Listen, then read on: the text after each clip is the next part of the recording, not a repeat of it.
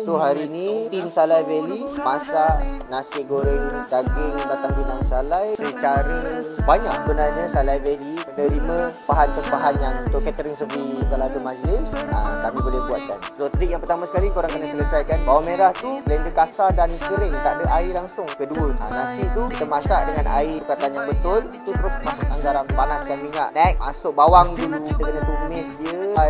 Air daripada bawang tu dah kering. Masukkan bawang putih dengan cili padi yang kita dah blender kasar tadi. Kat situ mana ada air sangat, semuanya kering-kering. Masuk daging terus, masuk sayur dan telur jangan lupa. Terus gaul sampai dia betul-betul kering. Dah siap, dah masak, telur tu masukkan nasi. Kita gaul lah sampai dia rata. Gaul. Alhamdulillah, nampak tu langsung tak lembik kan. Dah siap masak, kita packing pula. Kalau kita orang kat sini kita orang packing pakai ni box kertas ni. Yang kita orang buat ni adalah tempahan daripada KUJDT. So ni adalah persiapan untuk makanan jemaah-jemaah umrah.